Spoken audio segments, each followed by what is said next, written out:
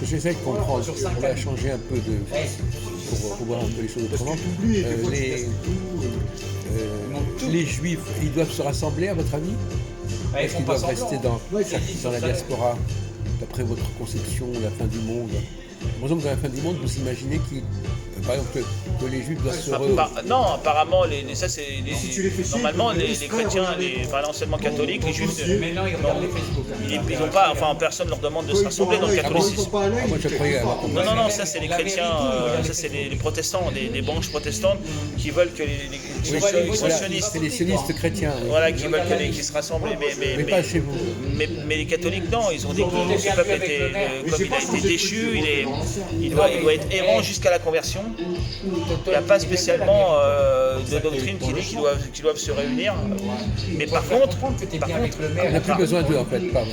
Alors que les chrétiens mais si, parce que le Christ est quand même venu pour eux d'une certaine manière et à la fin ils vont se convertir. Donc il faut leur faire le prosélytisme.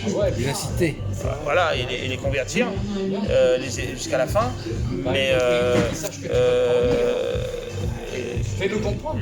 par contre, quand on voit l'eschatologie, c'est ce peuple juif qui n'ont pas reconnu le Messie, ils vont reconnaître un autre qui vient en son nom, c'est l'Antéchrist.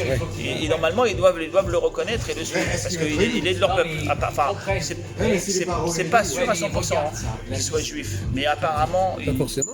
On est clair que parfois, un peuple peut être guidé par... C'est pas ça, parce que sur l'Antéchrist, il y a des certitudes, des choses sûres et des choses qui sont probables. Et dans les choses probables, il y a des grandes chances qu'il soit juif. Et la plupart disent qu'il doit être juif parce que le Christ était juif, donc lui il doit être juif aussi. Et il doit être de la tribu de Dan, parce que la tribu de Dan c'est la tribu la plus la tribu qui a été exécrée, la tribu de Dan. C'est vraiment la tribu, la pire tribu. Voilà. Et donc il doit appartenir à cette tribu-là, normalement. Si c'est probable qu'il soit juif, s'il n'est pas, bon il n'est pas, mais s'il est juif, il sera de la tribu de Dan, ça c'est sûr. S'il est là, c'est sûr. Ils sont sûrs là, ça. Parce qu'il ne peut pas être d'une autre tribu. Alors cette tribu de Dan, elle existe toujours, on la reconnaît? Apparemment, non, parce que les Juifs ont été dispersés, eux-mêmes ne savent pas exactement ils ont du mal à refaire les généalogies. D'où les tribus dispersées. Donc, les Juifs, ce ne sont normalement que les Judéens. Oui, après cette tribu de Dan, il y a des gens, mais je pense que ceux qui sont très forts chez les Juifs mauvais là, qui font pas mal de merde là, en ce moment là, je pense qu'ils doivent en faire partie de la tribu de Dan parce que. C'est lesquels Juifs? Ceux qui sont dans les affaires Rothschild, tout ça, ou des choses comme ça, qui ont beaucoup combattu le christianisme, changé les choses et faire évoluer les choses dans un sens qui n'est pas catholique depuis déjà 3, 4, 5, 6 siècles. Je pense que c'est ceux qui sont les plus actifs doivent être de cette tribu-là. Parce que les autres doivent être plutôt plus ou moins...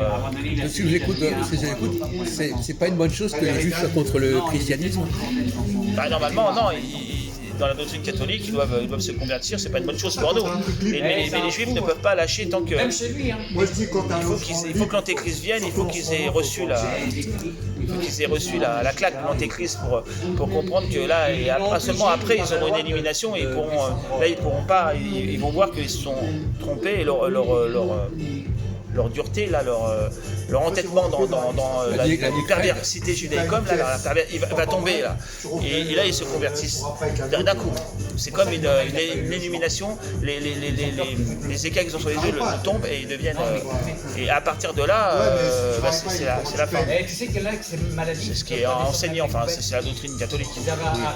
Catholique traditionnelle, hein, parce que le Vatican II, ils enseignent pas ça. Ah oui, c'est ça aussi. Le Vatican II, ils enseignent tout à fait l'inverse.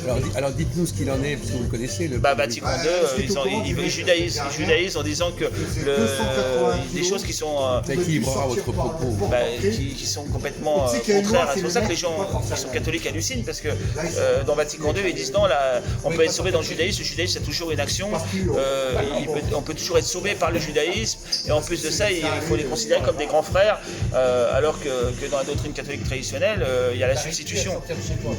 Le véritable Israël, c'est catholique, et les Juifs sont sont mis dans la perfidie judéicum, et jusqu'à la fin ils attaquent, ils combattent le christianisme jusqu'à temps qu'ils aient cette métanoïa, là, le renversement. Là. Donc à partir de là, c'est complètement antagoniste les deux enseignements. L'enseignement de Vatican II, à partir de Vatican II, et celui qui était traditionnel. C'est complètement opposé. C'est pour ça qu'il y a une crise dans l'Église et que les gens qui ont toujours été traditionnels, ils hallucinent. Ça peut pas. Voilà. On enseigne exactement le contraire de.